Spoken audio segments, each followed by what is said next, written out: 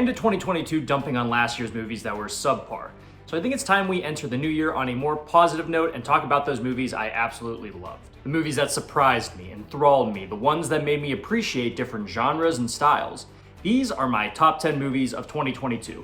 Before we get into it, some disclaimers. I saw 70 movies this year, and while that might sound like a lot, it absolutely does not cover everything released this year. Floating by my head now are what I call honorable misses. Movies I didn't get a chance to see this year, whether it be because of lack of time, lack of showtimes, or even just lack of interest. Secondly, if you want to see where every single new release I saw ranks, I have the entire list over on my blog, and that link can be found in the description below. Before we jump into the top 10, let's cover a few honorable mentions. Films still worth talking about, even if they didn't make it into the year-end list. Guillermo del Toro's Pinocchio was dazzlingly dark and mind-blowing in terms of how seamless the stop motion blends with the camera work and sets. Easily my favorite animated movie of the year. Bones and All was a disgusting but touching film about feelings of isolation and finding where you belong. Marcel the Shell with Shoes On was probably the movie that made me tear up the most.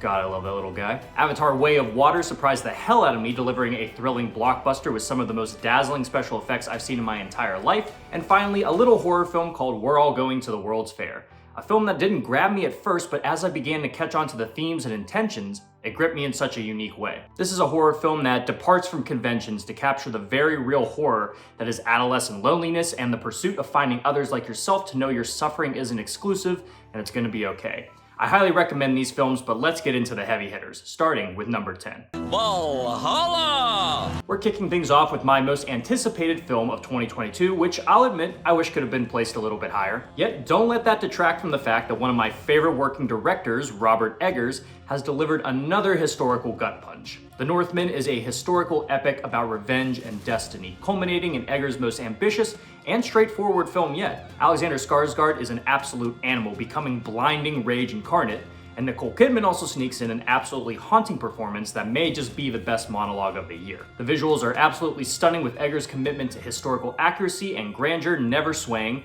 alongside a booming score that gets the heart pumping and the skin tingling. The marketing for this film really screwed it over, as this is much more of a methodical film than an action-packed brawler the trailers would have you believe. Nonetheless, despite nagging studio meddling, Eggers is still 3 for 3 in my book. Hopefully the world of film will wise up and give him what he wants already: full frontal male nudity.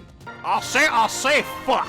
No one hates making millions of dollars more than Netflix, because if they didn't, they would have let Glass Onion be in theaters longer than a week. Knives Out was one of my favorite films of 2019, and I was admittedly worried for a follow-up. And while I think I still prefer the first the most, Glass Onion is still everything I was looking for. Incredibly funny, hilariously acted, and razor sharp in its writing, the film is one of the best murder mysteries you'll see this year. But not the best, more on that later. Rian Johnson shows such a great understanding for how much to give the audience and when to give it, while never directly spoon-feeding them. There's mysteries within mysteries at play here that manage to be so tightly interwoven without so much as a sight of a loose string. Daniel Craig's Benoit Blanc is still incredible, and the new supporting cast are so easy to hate yet so fun to love. Johnson has been on an absolute roll for his last few films. Yes, that includes The Last Jedi, and yes, I will fight you on that.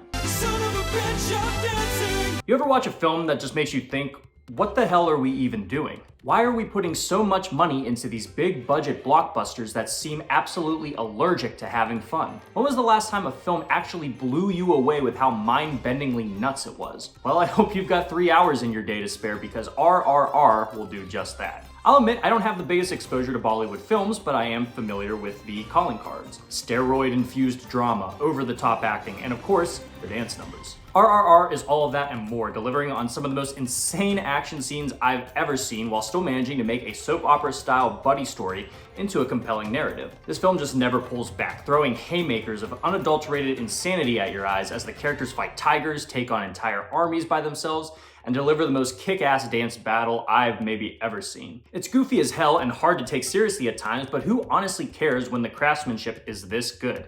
It's clear this film was built to give moviegoers a fun time, and good God, did it deliver. So put on your big kid pants and get ready to read a few big scary subtitles, because you're about to get your ass kicked in the most entertaining way possible. Unidentified flying object. This was all around a pretty decent year for horror. We had our contained thrillers and No Exit and The Menu, are abstract, artsy-fartsy thinkers like Skinamarink and the aforementioned We're All Going to the World's Fair.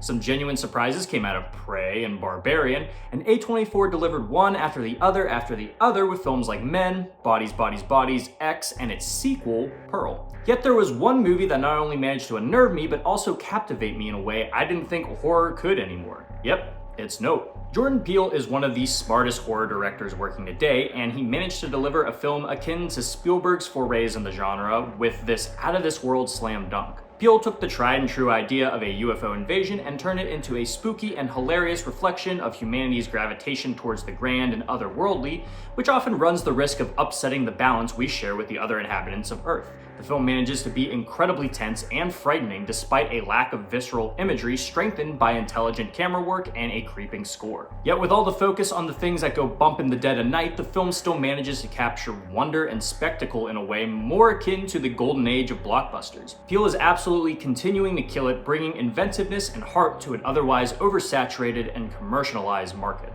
Oh, excuse me if I'm interrupting tea time. After all that excitement from these last few films, let's slow down a bit, relax, grab a cup of tea, because we're going to get a little bit tender. After Yang is one of those films that took me completely by surprise this year, a short and sweet reflection on memory that brought new insight into the artificial intelligence discussion. The film has this cozy gorgeousness to it that comes from both its melding of modern, simplistic architecture with greenery and fauna in its set design, but also in its tender performances and story that really manages to nurse the heart. There's a lot to take away from here, like how we process the memories of someone once they're gone. It's short and sweet and tender and loving, sad, but also pretty funny. It's a film I think could absolutely fly under people's radars, and what a crime that would be. I hope you'll take a chance on this comforting, quiet film if you feel like you could just use a hug. Fighter pilot! But if you're looking for something a bit more contemporary, boy do we have you covered. Genuinely, who could have guessed Top Gun Maverick would be as good as it was? Not me, I was fully prepared to skip it. And what a dumb mistake that would have been. Is it blatant military propaganda? Kind of.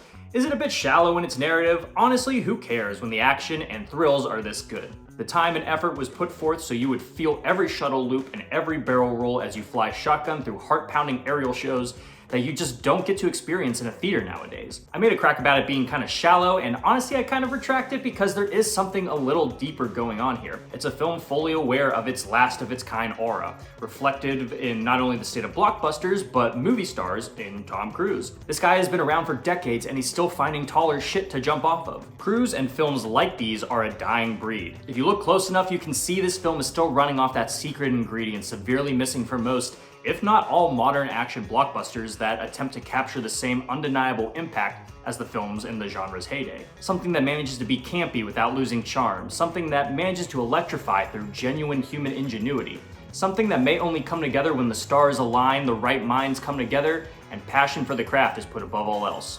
Whatever that is, Top Gun Maverick most certainly has it. Something's in my ass. It's been quite a few years since a single superhero film has even come close to my top 10. But this year, that streak has been broken because The Batman is just that damn good. Next to Spider-Man, Batman is one of my favorite superheroes ever, but even I get a little skeptical when a new film of his comes around. After getting the gothic wackiness of Burton and the grounded thrillers of Nolan, it almost feels like we've covered all the bases when it comes to the Caped Crusader on film. Yet The Batman still manages to find a way to have its own identity and be uniquely its own while still feeling faithful to the character's legacy. Robert Pattinson more than carries the mantle of Bruce Wayne with his moody, Nirvana-listening sulking and his vengeful, rage-induced beatdowns. Paul Dano harnesses his creepy inner incel as the Riddler, while Colin Farrell, Zoe Kravitz, Jeffrey Wright, and Andy Serkis all deliver solid supporting performances. The film leans into the noir aspects, giving it a distinct visual style and a fresh dissection of the idea of a billionaire beating people up dressed as a bat. The red and black color palette are perfect for reflecting Bruce Wayne's inner anger and brood,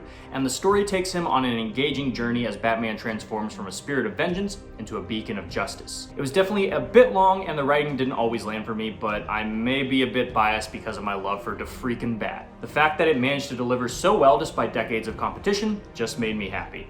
This one's kind of my guilty pick, but it absolutely deserves to be on the list regardless. Is it the bagel? This next film feels like it's been talked to death online already, and I've already seen the detractors and contrarians coming out of the woodwork to tear it down. But don't let it detract from the fact that my favorite big screen experience this year was watching Everything, Everywhere, All at Once. A film that, when you think about it, shouldn't work as well as it does. It takes the everything in the title and absolutely runs with it, assaulting your vision with so much off-the-wall zaniness and insanity that you can't help but smile. Directing pair, the Daniels show just how talented they are by creating so much with so little. Seriously, looking at the set design, choreography, the props, the editing, these guys are producing blockbuster pandemonium with half the budget, still managing to blow you away with this heartfelt, action-packed story of generational trauma, unrealized potential, and hot dog fingers. Michelle Yeoh gives a career best performance kicking ass and making us cry, while Ke Huy Quan makes the comeback of a lifetime in such a profoundly silly and moving kind of way. The film transcends genres and expectations, managing to reflect the issues in our lives with a kaleidoscope glass that's just as poignantly touching as it is outlandish. It's obviously made a connection with others, becoming A24's highest grossing film of all time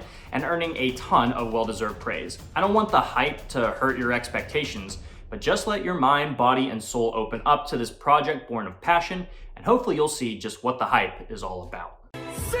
Believe it or not, love stories don't usually find their way this high up on my list. It's really got to put a spin on the whole concept of love and desire to even get me to watch it in the first place. But my number 2 film of the year is just that, managing to be one of the most alluring, sensual films I've seen this year, and the two lovers barely even touch. That film is Decision to Leave. A film with a very clear motto: simpin' ain't easy. All jokes aside, my god, what a tantalizing film this is. The film follows a detective investigating the murder of a man by questioning his widowed wife.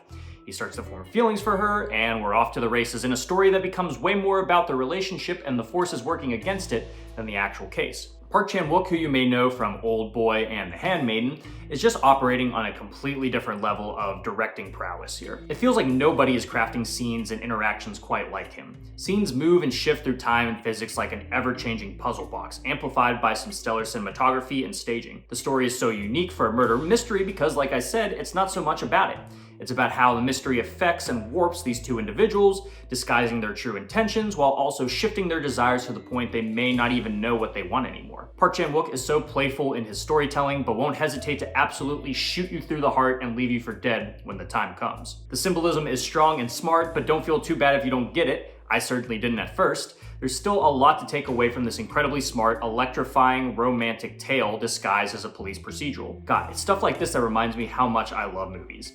And while I love this one plenty, let's talk about the one I love the most. It's time for the moment you've been waiting for. Not gonna lie, the top 3 of this list was the absolute hardest to place. And who knows, maybe down the line I'll be switching these placements back and forth. But for now, I feel pretty confident in which film did the most for me in terms of storytelling, excitement, emotion, and passion. He's been at the top of my list before, and by God, he's done it again. My number 1 film this year, The Banshees of Inisherin. There was perhaps no movie I laughed harder and viscerally reacted to as impactfully as this film, and damn, does it deserve it. It's the story of 2 best friends where one of them doesn't want to be friends anymore. Sounds simple? Well, that's because it is. But McDonough does so much with this simplicity to craft a story that is approachable while still managing to smartly dissect the bleak realities of legacies, depression, unrealized potential, and whether or not you should let a donkey inside your house. Colin Farrell, appearing on this list 3 times, and Brendan Gleeson play the hottest couple of the year, managing to make me laugh while also stomping on my heart. Barry Keoghan also delivers on his patented brand of little weird guy energy, while Carrie Condon brings a voice of reason that longs to shout its own story for a change. The film is darkly hilarious to hear while also being gorgeous to look at with its old Irish Isle backdrop. McDonough is a master at balancing the silliness and the seriousness in his works, and there's no better example of this than here. He takes you on such a whirlwind of emotions that all feel earned and rewarding to experience, and I can't recommend this film enough. So stop what you're feckin' doing, cue this bad boy up right this instant, and enjoy my number 1 film of 2022. Thank you so much if you've made it all the way through. I'd love to hear more about your favorite films of 2022 in the comments below. Again, if you want to see my list of all 70 films I saw this year, that link is down in the description below, along with a link to my top 10 worst films of 2022, if you haven't caught that already. If you like what you saw here and would like to see more movie reviews and movie-themed cocktails, be sure to leave a like and subscribe. If you're new to the channel, I usually come up with cocktails to pair with the films I review, but for dry January, I'll be sticking to just reviews, but you can expect more drinks in February. New or old, I hope you'll continue to stick around. Until then, thank you again for watching. I'll see you in the next one. Live deliciously, but please remember to drink responsibly.